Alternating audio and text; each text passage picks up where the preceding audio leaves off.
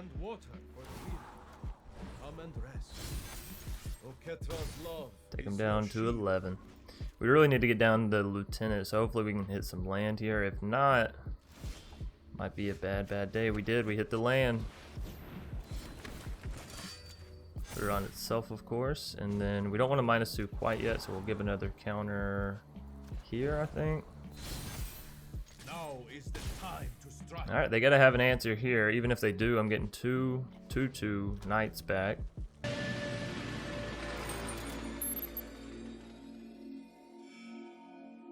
What's up, everybody? My name's Chance, and today we're taking a look at a mono white weenies deck, and this is finally it, ladies and gentlemen. Mono white weenies is having its time in the light again. I said it before the set dropped that I hoped Basri would be enough, that Basri's lieutenant was enough. It would just come down to, you know, Basri Ket and the rest of the package sort of lived up to the status, and I'd have to say, yes it does, yes it does, yes it does. So, hopping into the deck today, it's so very nice to have a mono colored deck that can be aggro, that's not green or red for the people like me that really enjoy Lifegain and all that kind of stuff. So this is going to be focused on similar mono white weenie decks where you're trying to get down, you know, value cards and swing in and deal damage early. However, you also gain life with this deck, so it makes it really good whenever you're going up against other aggro decks as well. You're gaining life and they're not.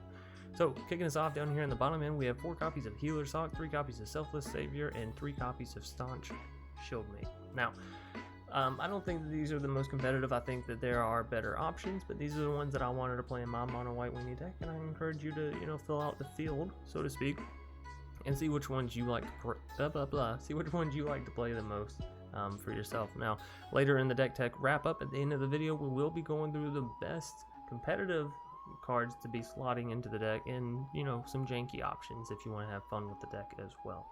So, Healer's Hawk, you know, 1/1 flyer for 1, great stats. You know, it's going to tick up damage over and over and over again. With a Johnny's Pridemate, it gives you extra counters. With Heliod, it gives you extra counters.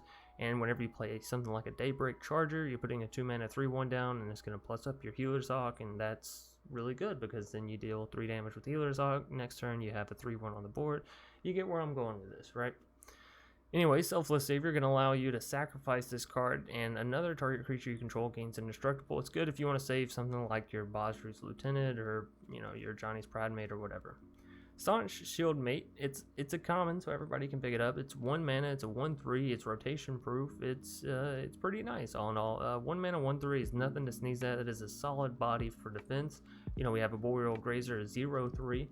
Doesn't get to deal really any damage. However, it does have reach, and, you know, it ramps you a little bit. But still, again, for a common, it's great value.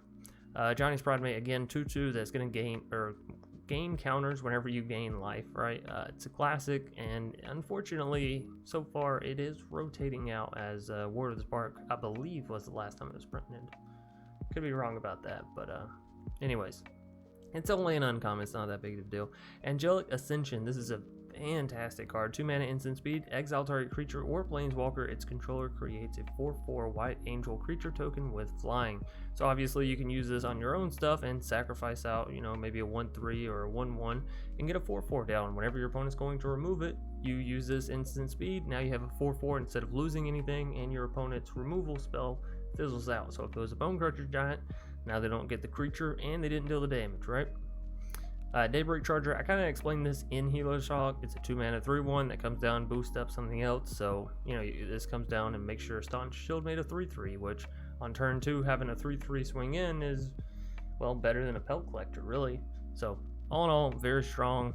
It's a 3/1 in its stat lines in itself, you know, and then you have Basri Ket later on to give it indestructible and make it into a 4/2. So, it can end up punching through for a whole lot of damage. Seasoned Hallowblade, another 3/1. However, the caveat with this one is it's uncommon and you can discard a card, tap Seasoned Hallowblade, it gains indestructible until end of turn. Now, for the most part, you'll be throwing it out and attacking, and then your opponent will defend, and then you'll discard a card, and it'll already be tapped, so you won't have to tap it. And that's pretty much how you're going to be using it, right? Daxo is going to be gaining you life every time a creature enters the battlefield or dies, which is, again, great for Johnny's Pridemate, great for Heliod. great for your life total, right? Speaking of Heliod, 3 copies, indestructible, 5/5. As long as you have 5 devotion or more, this card becomes a creature, and whenever you gain life, you get to put a +1/+1 counter on target creature or enchantment you control. So it's kind of like a Johnny's Pride Mate, but he can sort of select where it goes, right? Next up, we have 2 copies of Unbreakable Formation. This card's so beautiful, and I'm gonna miss it when it's gone, but you know, we have it for the time being, and that's what all that really matters. You cast it on your main phase, your creatures get a +1/+1 counter, and they gain Vigilance, not to mention they also gain Indestructible. And if you just cast it at instant speed, they still get the Indestructible, so it's nice against board wipage. But, you know, we have Basri's Lieutenant, so you don't have to worry as much about that. So, using it offensively is really, really strong, and it's going to allow you to, again, punch through with a whole lot of damage and keep your creatures left over in the end. Basri Ket, the new Planeswalker from M21, the one that people were up in the air about, it's pretty good. +1/+1 counter, gaining Indestructible on something like Daybreak Charger. I already said it. It's strong. It's powerful, right? Equally so, whenever you -2 and you get those, you know, 1 or more tokens attacking, whatever, it's nice, you know. But the main thing here is it doesn't take that long to get Basri to the -6 because it comes down on turn 3. So if your opponent just slips up and they just don't have the Planeswalker removal, or they don't have the creatures to punch through your creatures, it's gonna be very scary because that ultimate pretty much seals the deal. Getting a +1/+1 counter on all your creatures and a 1/1 creature every single turn, it's great value. Linden gonna allow you to gain life off of each white creature that you control that attacks. Also, she has Vigilance, so Basri Ket, you know, give her Indestructible, and a +1/+1 counter just makes her bigger and better and, well, indestructible. Basri's Lieutenant, another M21 card, Vigilance, protection from multicolored. Whenever it enters battlefield, put a +1/+1 counter on target creature you control, and whenever Basri's Lieutenant or another creature you control dies, if it had a +1/+1 counter, create a 2/2 White Knight creature token with Vigilance. This is like Mono White's version of Questing Beats. It's a 4-mana 3/4 absolute hoss of a card, right? It protects you from the board wipe, kinda, if you have the +1/+1 counters distributed, you know, appropriately. It itself has protection from multicolored, so it's protected from Teferi and all that stuff while it's still around. Vigilance means it can swing in and not be tapped, and it can put the +1/+1 counter on itself, so you don't even need another creature down for this card to work fully.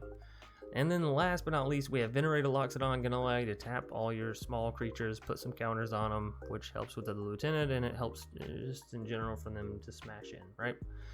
So all in all, a fantastic deck, and I had a lot of fun playing it. I gotta say, it was an absolute ball to play Mono White Weenies again and actually be able to destroy people, right? So that's gonna do it for the deck tech breakdown. Hope you all enjoyed, and again, if you want the full value out of the video, be sure you're watching all the way through, get the pro tips, and get the deck tech wrap up at the end. There's so much information. Look, there's 15 other cards that could be slotted into this deck, and you don't even know what they are. So watch through to the end and get all the information you can. And now, without further ado, we're gonna go and hop right into the matches. Akzan. I don't know why I'd maybe immediately think of Abzan, but you know. 1 land, not gonna cut it there. We'll keep the 2. Opponent says hello, we say hello right back to him. Right back at ya. Alright, if you got that shock, let's see it, baby. We can safely assume mono red, 1 mana, it's a shock. We'd rather it go to Healer Sock though than any of the rest of this stuff, so all's well that ends well there. First and foremost, you go Daxos. If they have another shock, they have another shock. There's nothing you can do about it. Alright. Pride Mate comes down, gets the counter. You love to see that, and then we'll get in for the 2 damage. Next turn, we can throw down Daybreak Charger. Hopefully get some solid damage churning out across the board. Storm's Wrath, you bastard.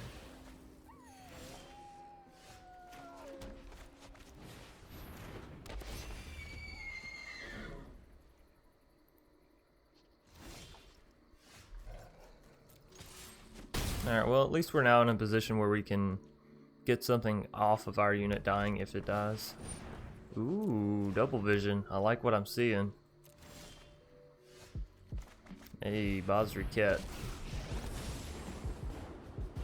Bring bread and water for the weak. Come and rest. O Ketra's love. Take him is down your to shield. 11. We really need to get down the Lieutenant, so hopefully we can hit some land here. If not, might be a bad day. We hit the land. Put it on itself, of course, and then we don't want to -2 quite yet, so we'll give another counter here, I think. Now is the time to strike. Alright, they gotta have an answer here. Even if they do, I'm getting 2/2 knights back. Which means I should have this, right? Inescapable Blaze. Yeah. I think I still win though, so. Oh, they killed the, what's it called first? That is smart. Alright, so if I do this up to 3, do this up to 4. Not quite enough.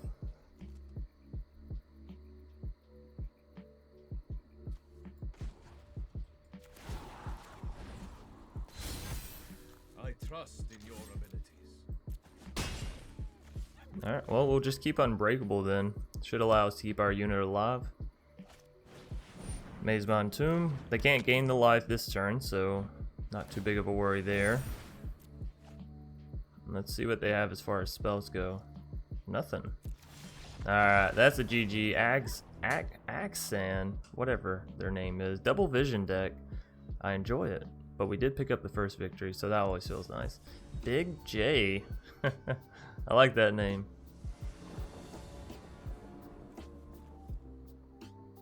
This looks like a fairly good hand, right? Healers, Ajanis. Or rather, healers, Daxos, Ajanis. We'll see.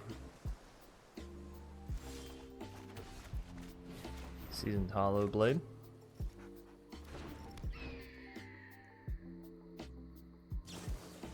Spectral Sailor.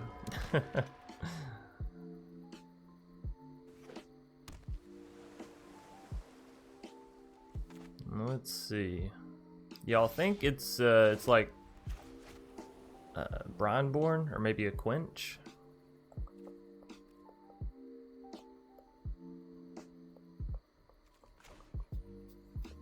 If it's just a Brineborn, I want to get the Ajani down. If it's a Quench, I'd rather lose Daxos, right? I don't know, we'll see. Quench me, baby. Lofty Denial, right. Same difference. Right? 2 mana, pay 4 instead of 2. Either which way, we're not gonna be able to counter it. Alright. Round dose. Or rather, round Daxos. Get it? Very well then.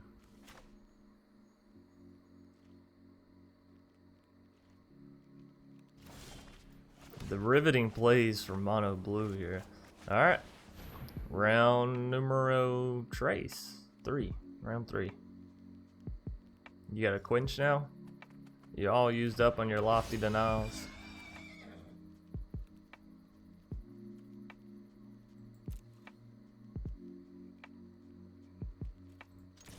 Now granted, this damage is supposed to go unblocked. I guess it'll have to get chummed. Ooh, that's bad for us, obviously. Perfectly fine for them. Who in the hell plays the the singer? Who plays the siren bitch? Of course, Mono Blue. Who else? Alright, so we do have enough mana and cards to be able to keep our Seasoned Hallowblade alive with Indestructible, as well as get down our Venerated Loxodon if we want to. Don't bounce it. Whatever you do, don't bounce it. Alright, thanks.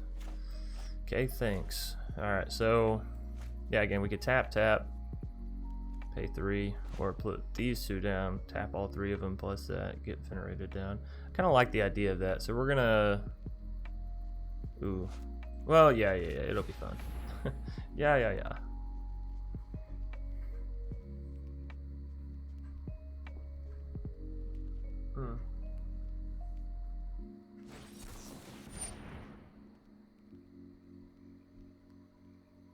Cancel? My show's been canceled? Oh, fuck. Certainly puts a kink in the plans. Whatever. We're boosting. We're getting boosted, ladies and gentlemen. By the way, I just felt a weird bug on my neck. Not quite sure what it was. Not quite sure where it went. I guess that's one of the joys of living in the country. I'll tell y'all, I've killed at least 2 to 3 brown recluse spiders. Shit's not fun. Shit is not fun. Alright, get in there, everybody. Swing in, attack, deal damage, fuck them up.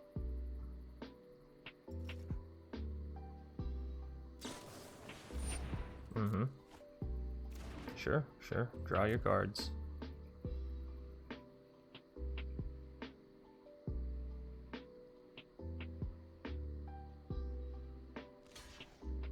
Double block on the Daybreak.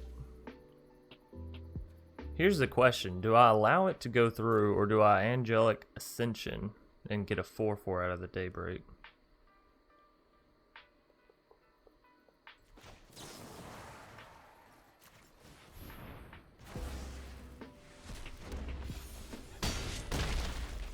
It's mono blue, so my thinking is they might have some unsummons and things of that nature. Which I guess if they do, now they just kill the angel for free. Nope. Taking down Big J. Beautiful. Mono white weenies. Anyways. Grossed. Or go roast. Go roast some marshmallows. I want you here. It seems like a fine hand, I guess. I'm not exactly sold on Selfless Savior, but because we have the Angelic Ascension, I feel a little bit better. They get to go first, don't they? That's unfortunate. You always like to go first as the aggro deck. But hey, there's our 4th land, which means we're definitely getting down to Lieutenant, right? Unless they have some weird land destruction deck, which I'm still waiting to see. Given we have double vision, I want to see a land destruction deck. Just, you know, use the Assassin's Trophy, use the red spell that destroys lands. You know what? I might build that deck. Fuck it. Shh. Don't tell anybody I said that. We'll call it our little secret. Anyway, Seasoned Hallowblade, go. Honestly, I think I'd rather sacrifice Selfless Savior than discard a card here. Ooh, shaggy. Narset, boring. I have practiced against many foes like you. They're not even using Narset. That's a weird flex, bro. I'm not gonna lie. It's a very weird flex. Look at this Narset I'll never use. I mean, yeah, we could just immediately fuck up the Narset, or we could go for face. I think going for face is better. Now on this next turn, do I save mana for Angelic Ascension and use Heliod's power? That's what I'm thinking might actually be the best solution. We'll see though. Meditate and prepare. Meditate and prepare. I guess argument could be made for going for Narset, but when we're playing an aggro, ooh, Thought Eraser's bad. That's bad. You don't look at my hand. I'm embarrassed. Nah, fuck. Well, there goes Basri's Lieutenant for sure. That's okay. We already weren't planning on playing him next turn, so joke's on you. No, maybe they take Angelic Ascension, force us to play the Lieutenant. They take the Ascension. No, we wanted that card. All right. Now you're gonna make me play dirty. Now you're gonna make me play dirty. This is a little awkward. I want Basri's Lieutenant to come down. Yeah, I just want Basri's Lieutenant. You know what? Fuck it. We'll worry about life in the future. And I'm gonna put the counter on the Lieutenant. Do we just swing for face now, or do we actually hit the Narset? We're taking him down to 10 here. We have 8 points of damage on board, so we still can't kill him come next turn. I think it's worth it to take out the Narset here. My mind needs a rest. My mind needs a rest. I guess you could have argued that we could have hit the Narset the first time around as well. So what do they hit here? Even? Get rid of these two. It's shitty that it exiles, so we don't get any value. Yeah. Yep. That's the way the cookie crumbles.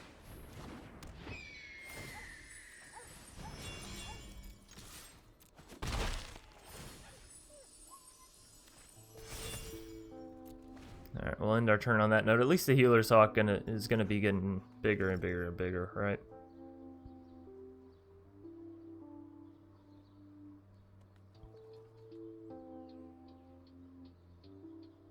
I really hate Extinction Event.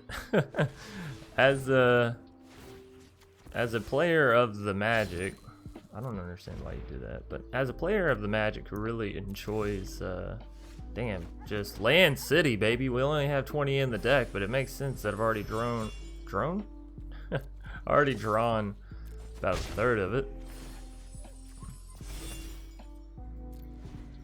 That's crazy, actually. No.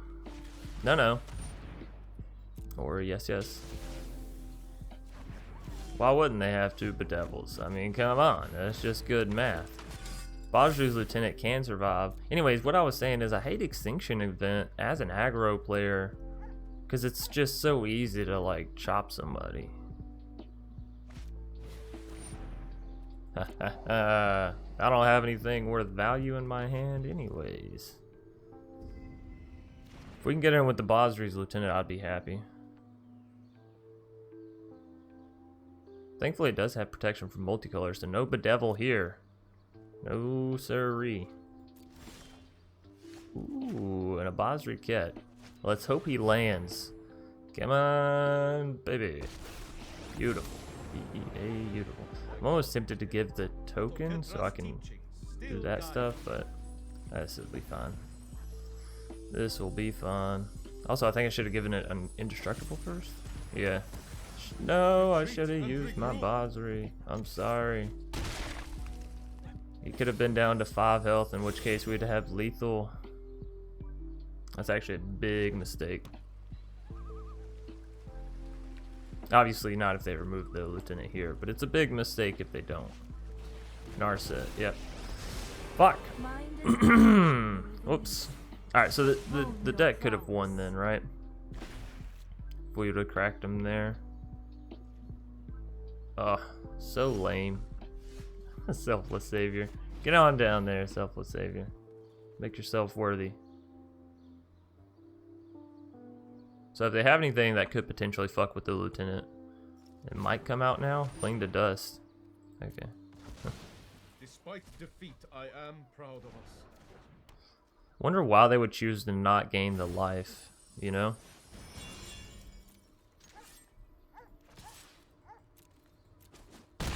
Boop. Put a counter there. That way we can just sacrifice Selfless and it'll automatically give us a knight, and then we can put it on Basri, and that should keep Basri alive. Unless they have another Extinction Event, in which case we just let it hit the Basri, right? Let's see. They're using Narset, which means they don't have the answer. They have to go look for it. We might have gotten lucky. Our misplay might not have mattered. Shark Typhoon not going to save them. Even if they cycle it, you know. It's just one creature. It's just one creature. Now if they have that plus some removal, maybe. But they can't remove Selfless Savior with something like... okay. Well, still not quite there. Alright, Goros just gonna concede. We got there. Mono white weenies. Still fucking them up. Anyways, parentheses, something parentheses, gonna be our next vote for the day. Don't judge me, okay? I'm doing the best that I can. Do I want the Selfless Savior or Staunch Shieldmate? I want the Staunch Shieldmate first. I really like the Shieldmate. A 1 mana 1/3, that's a body. That's a body. Yeah, they're like, who plays this card? Fucking nobody. What are you doing? You don't worry about me, parentheses. Healer's Hawk. Well, this is just everything turning up Millhouse, huh? Alright, I was about to say, as long as the Savior lands, we're good, right? We have the indestructible ability. Alright, get in there. This is beautiful. This is what mono white weenies is supposed to look like. A board filled with good stuff. Thrill possibility. Our opponent getting rid of a frantic inventory to draw 2 cards. Kind of like the idea of that. Alright. You leave my Selfless Savior alone, okay? He's been nothing but a good boy.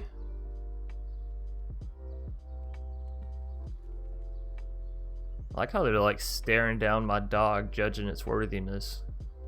Leave him alone. Look at him. He's already goofy as hell. He's got that little soldier prance about him. Beacon Bolt. It always amazes me when people think that, like, I'm going to sacrifice the creature that gives my other creatures indestructible. That's just what I'm gonna do. Alright, so here's the thing. Daybreak is a lot of damage, but Basri's Lieutenant protects us if they do board wipe. Like if they have a Storm's Wrath. Actually, yeah, if they have a Storm's Wrath, we'll go there. A Johnny's Pride Mate will get a counter put on it, so we'll at least get a 2/2 Knight back out of it, and we'll still have the 4/5. Sounds really, really good, right? They're already down to 12 health, which means we'd still have 6 damage to crack back at them, plus a Daybreak. Make that 8 damage. So they'd be down to 4 health. They don't even have the mana for Storm's Wrath. Bum bum bum. Opt? Are they looking for a Storm's Wrath? Because, I mean, at this point, it's looking slim. It's looking like a real slim shady. Exile it, you motherfucker. People and their goddamn exiles. Alright, throw it on Healer's Hawk. Get in there for the damage. They're still down to 4. So either which way, I guess we got them there, right? We still have Basri's Lieutenant. They have to have an answer here. Still no Storm's Wrath. Not that that would have worked. But you know. You know. They can jumpstart Beacon Bolt back, but it's not enough to save them. I don't think. Picking up another victory. Mono White Weenies is actually undefeated. That's crazy. Alrighty, you made it all the way through the matches. First and foremost, I'd like to say thank you. I know watching me play, you know, any amount of gameplay for an extended period of time can get a bit goofy and silly and zany and all, whatever. I would like to say if you enjoy the the footage, the gameplay, the commentary, whatever, leave a like down below. Comment if you have any suggestions of this video, future videos, past video. If you're new here and you like the content, consider subscribing and clicking that bell icon that pops out after you click the subscribe button, because that's how YouTube really knows what you want.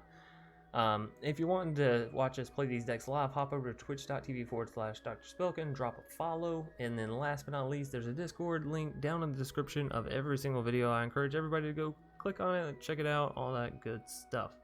Now, on to the deck tech wrap up, the true reason everybody's here.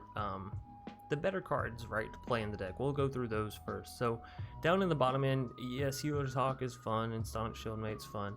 But Owlslid of Life's Bounty is so good.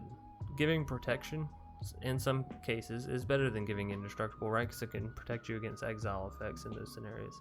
It also has lifelink, so putting this in for Staunch Shieldmate means you have more sources of lifelink. Really nice. Speaker of the Heavens, if you manage to hit that lifelink early, which, you know, there's going to be games where you do, and that's the thing about aggro, is you're really just trying to run away with the beginning of the game. You're trying to build up so much value so quickly, your opponent doesn't have time to really answer it before they're, you know, kaput, dead, whatever. And Speaker of the Heavens allows you to do that for sure, right? Vigilance lifelink and 1/1 that can swing in and deal extra damage. You can buff it up with Heliod, you can buff it up with Unbreakable, with Basri, with Venerated Loxodon. There's so many interactions here. You can buff it up with Daybreak, right? It's just really good, and it's a very, very solid card to not be rotating out, right? So you'll for sure get your money's worth. All That Glitters, this requires you to go a bit of a different path, but there is that Ginger Brew All That Glitters mono white artifact enchantment deck, and I want to mention it within this mono white weenies deck because I know a lot of people will be like, hey, do you think that's still worthwhile?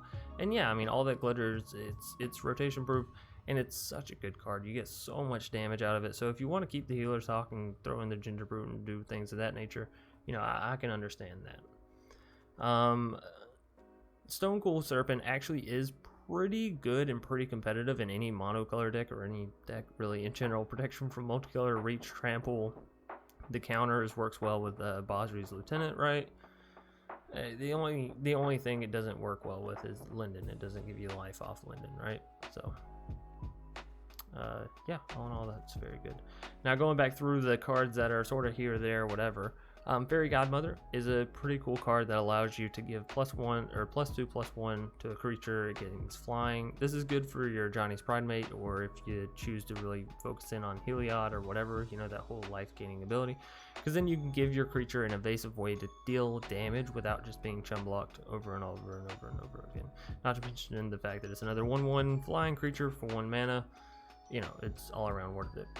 Giant Killer, this is a great card because it's not rotating and it gives you some way to kill large creatures, which can sometimes be a pain in the ass, right? There's something like Questing Beast or a Love Struck Beast or whatever other beasts there are. Furthermore, you throw it down, it's a 1/2 for 1 mana, good stat line. You pay 2 mana, you get to tap target creature, so you can tap out your opponent's threats, whether they be, you know, destroying your attackers whenever you swing in, or just destroying your face whenever it swings in itself, right? Swallow Whole, this is some decent removal for what you're getting out of it, right? You tap an untapped creature you control, which, you know, you do have a lot of vigilance working stuff here in the deck. You put a +1/+1 counter on your creature, which is good for Basri Lieutenant. We've been through all that, right? And it's only an uncommon, and it's rotation proof. So all in all, again, it's a pretty good card if you don't have some of the other ones, right? Ginger Brew, All That Glitters, we went through that. Basri's Solidarity is it's not nearly as good as Unbreakable, because Unbreakable gives you the indestructible, it gives you the vigilance. But if we're being honest and we're moving towards, you know, rotation and all that stuff, Unbreakable Formation is a rare that is getting rotated out. So if you're a budget player and you don't want to go throw a rare at something that's about to be gone, here's a card that's uncommon, it's rotation proof, it's, you know, a similar effect, and it's even 1 less mana, right? You don't get the indestructible, you don't get the vigilance, so maybe you make up for it somewhere else, but still really, really solid, right? Glass Casket, 2 mana. You know, this works well with the Ginger Brew All That Glitters deck, but it is still solid removal even outside of that, right? 2 mana removal is not bad in white, given it's an exile effect. Revitalize, you know, you're playing with the Johnny's Pridemate and Heliod and all that. If you want to go deeper into the life gain, no one's going to blame you, honestly. We're not. You get to draw a card too. It's only a common, and it's new from M21. It's actually an old card, but you don't know what I mean. Revoke Existence. Now, this is more of a sideboard card. If you're going to play this in best of 3, this is really, really good because it gives you a way to deal with those artifacts, those, you know, gods or demigods or whatever, in a very efficient way. You get to exile target artifact or enchantment for 2 mana, and it's only a common. So again, it's rotation proof. It's everything you want. The Birth of Melitus. This is here if you're going a little bit slower, but still want to go, like I said, in that revitalized, more life gainy sort of build. Search for a plane, so it keeps you up on land. You get a 0/4 wall, so your face is protected, and you get to gain 2 life. Ardenvale Tactician is one that I personally enjoy, personally love. 2 mana, tap up to 2 target creatures, and you get a creature on the other side of it that has flying. I mean, I don't know how it's only a common, to be completely honest. The value that this card brings to your deck is really strong, and I don't see why more people don't run it, but that's neither here nor there, right? I didn't run it in my deck, and I know that's going to be a whole topic. Banishing Light, again, goes back to the All That Glitters, Ginger Brew, all that good stuff. But again, there's some people that just enjoy having removal, just sort of pocket it away just in case. Here you go. Banishing Light's pretty solid, I'd say. And then, of course, Stone Cold Serpent we already talked about. So that's going to pretty much do it for the Deck Tech wrap up. Thanks everybody for watching. Hope you enjoyed the entirety of the video, these matches, the Deck Tech breakdown, wrap up, whatever you want to call it. I'm appreciating all the support. I hope it continues, and as always, I'll see y'all either later tonight, tomorrow, the next day, sometime in the future, I do hope. Without further ado, peace.